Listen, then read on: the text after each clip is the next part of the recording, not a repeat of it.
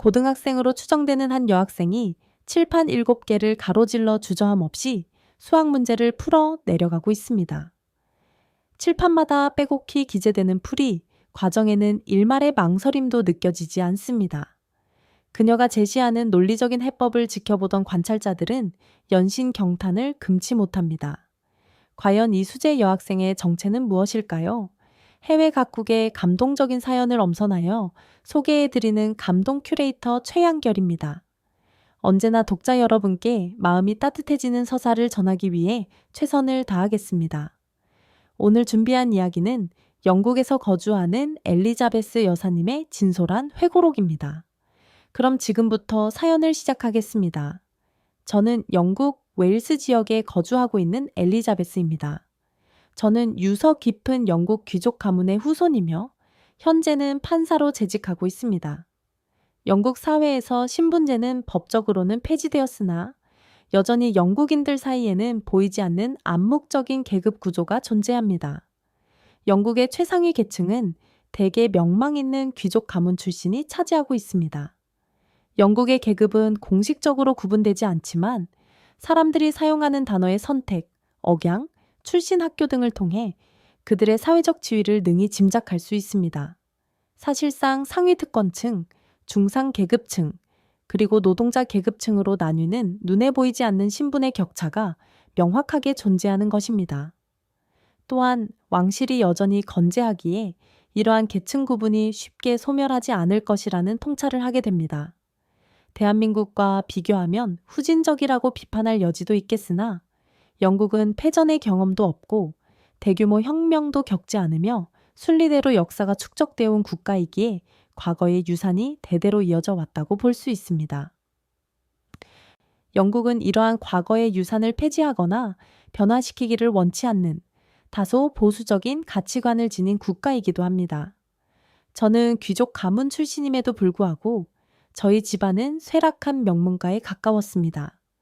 따라서 저는 부와 지위를 잃지 않기 위해 정말 치열하게 학문에 매진하였고 판사가 되어 상류사회에 다시금 편입될 수 있었습니다. 그리고 저는 이 성취를 제 아들에게 그대로 물려주기 위해 모든 노력을 경주하고 있습니다. 한국 역시 교육에 대한 열의가 높다고 들었지만 영국 귀족 가문의 교육에 대한 집념 또한 이에 못지않습니다. 최고의 학교에서 양질의 교육을 받고 명문대에 진학해야 가문의 영광을 빛낼 수 있으며 집안의 부귀영화를 계속해서 이어나갈 수 있습니다. 저는 그래서 제 아들 알렉산더의 교육에 정말 지대한 노력을 기울여 왔습니다. 알렉산더가 어릴 때부터 명성 있는 가정교사를 섭외하여 온갖 영재 교육을 시행하였고 그 결과 지금 알렉산더는 영국 내에서도 명성이 자자한 사립 고등학교에 재학 중입니다. 알렉산더는 저를 닮아 영특한 두뇌를 지니고 있으며 제가 계획한 학업 경로를 완벽하게 따라와 주고 있습니다. 현재까지 학교에서 전교 1등 자리를 단 한 번도 놓친 적이 없었을 정도입니다. 알렉산더는 모국어인 영어뿐만 아니라 불어, 독일어, 스페인어까지 총 4개 국어를 유창하게 구사할 수 있으며 특히 수학 실력이 뛰어나 올림피아드 대회에 출전하여 수차례 수상 경력을 보유하고 있습니다. 교육에 투자한 만큼 아이가 두각을 나타내니 이보다 더 보람찬 일은 없었습니다. 하지만 저는 점점 더 욕심을 내기 시작했고 알렉산더가 배워야 하는 과목과 활동은 점진적으로 증가했습니다. 배움을 즐기던 알렉산더는 처음에는 모든 것을 기꺼이 수용했습니다. 그러나 학업에 대한 부담감이 점차 가중되어서인지 어느 순간 건강이 악화되기 시작했습니다. 늘 건강하던 알렉산더에게 어느 날 전신에 두드러기가 발생한 것입니다. 병원에 가보니 자가면 역질환이 발병했다고 하더군요. 그동안 알렉산더가 얼마나 큰 스트레스를 받았을지 짐작이 갔으며 그 이후 알렉산더의 두드러기, 증상은 멈추지 않아 거의 1년 가까이 병원 신세를 지게 되었습니다. 1년 동안 학교를 제대로 다니지 못해 학업을 이어나갈 수 없다는 점이 너무나 안타깝고 아쉬웠지만 무엇보다 아이의 건강이 최우선이었기에 저는 알렉산더가 치료에만 집중할 수 있도록 노력했습니다. 자가면 역질환은 원래 완치가 어렵다고 알려져 있는데 제 노력이 통했던 것일까요? 알렉산더는 1년 만에 완치 판정을 받았고 건강하게 학교로 복귀할 수 있었습니다. 알렉산더는 워낙 학업 성취도가 높았던 학생이었기에 저는 큰 걱정은 하지 않았습니다. 그런데 학교로 복귀한 후 처음 치른 시험에서 알렉산더가 차석 2등을 차지했습니다.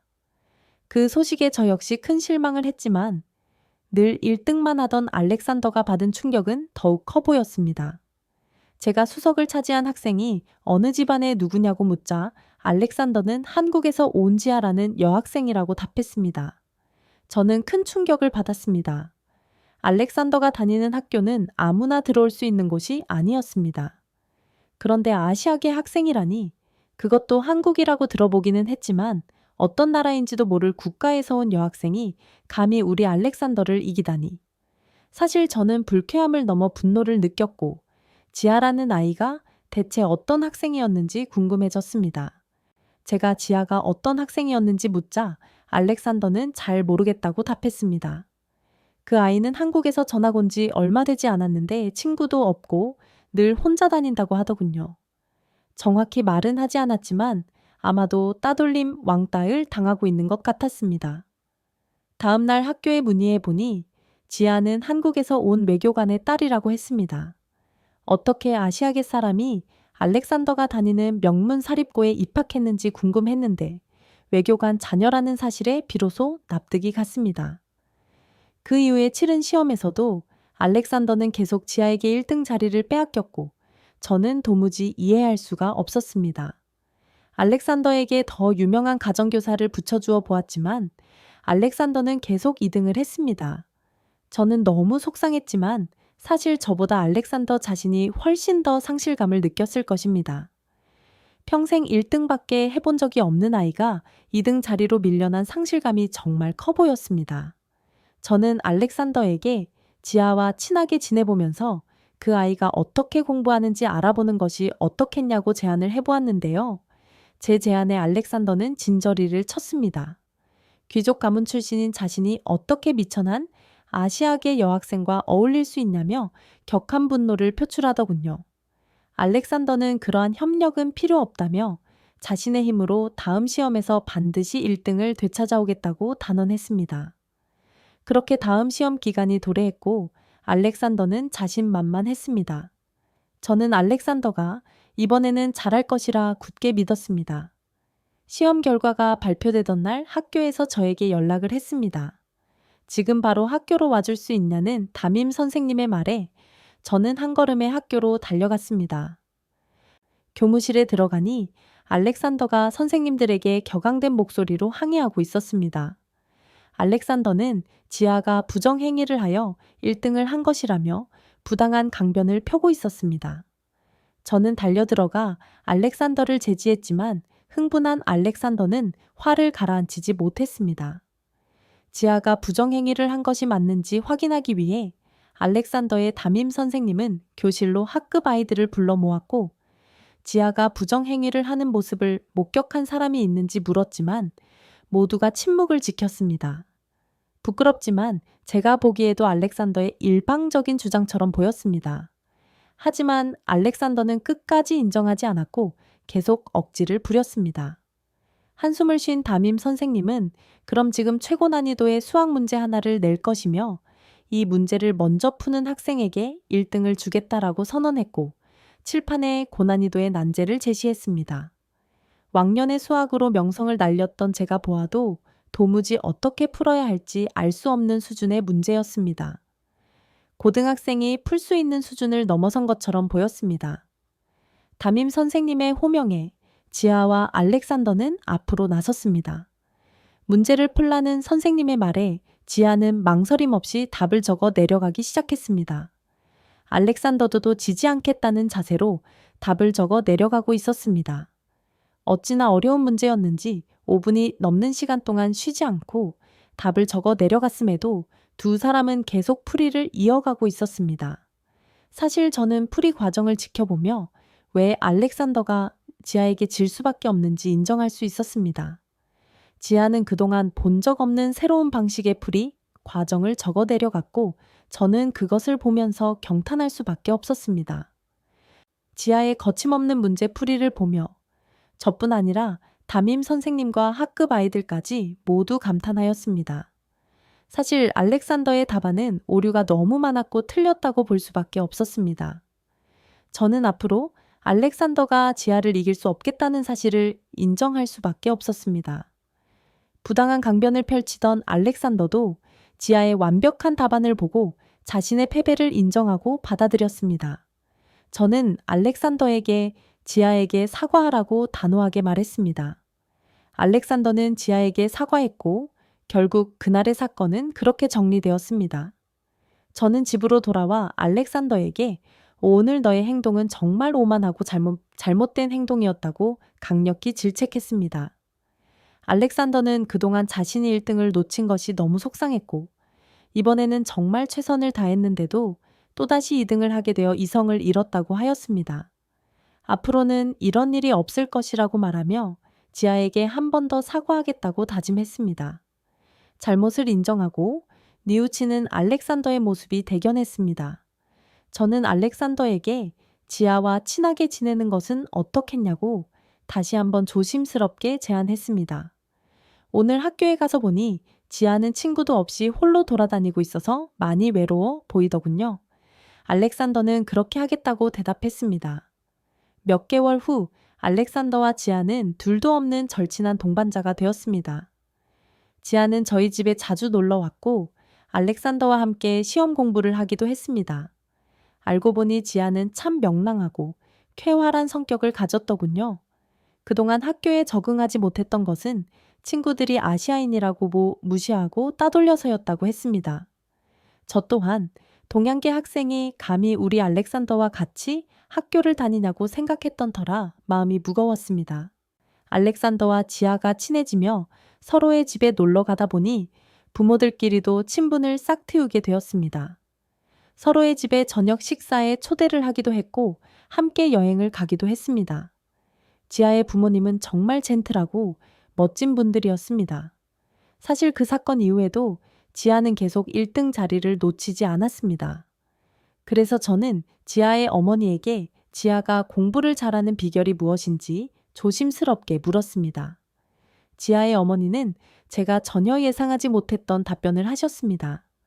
지아는 한국에 있을 때부터 최대 10개에 달하는 학원을 병행했다는 사실을 알려주셨습니다. 한국의 입시 경쟁 환경은 워낙 치열하여 그렇게 하지 않고서는 학업을 따라갈 수가 없고 학생 시절의 추억도 없이 오로지 공부로만 치열하게 살아야 했다고 했습니다. 이 말을 듣고 우리 알렉산더가 아팠던 기억이 떠오르기도 했습니다.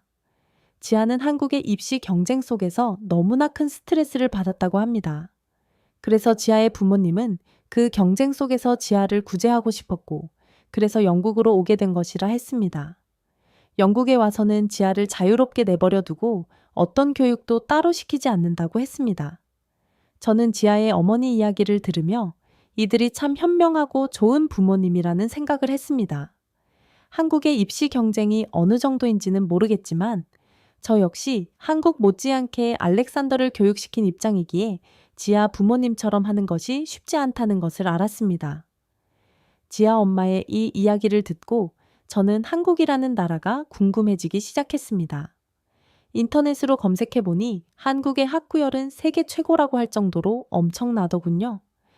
저는 한국이라는 나라가 정확히 어디에 있는지도 몰랐고 당연히 그 교육 시스템이 영국보다 못할 것이라고 생각했는데 한국 학생들의 교육 수준은 영국과 차원이 달랐습니다. 저는 정말 한국의 교육 시스템이 어떠한지 직접 경험해보고 싶어졌습니다. 마침 지아가 이번 겨울 방학 때 한국에 잠시 들어간다고 해서 저는 여행도 할 겸 알렉산더와 함께 한국에 가기로 결정했습니다.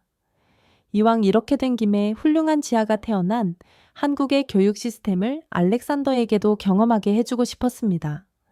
지아의 집은 한국 교육의 중심지라고 불리는 목동에 위치해 있었고 그 주변에는 믿을 수 없을 만큼 많은 사설 교육 기관들이 있었습니다. 이렇게 사설 교육 기관이 많다니 저는 정말 놀라움을 금치 못했습니다. 매번 새로운 가정교사를 구하느라 고생해야 하는 영국과는 달리 한국은 원하는 학원을 정확히 선택하여 다닐 수 있는 것이 정말 효율적으로 보였습니다.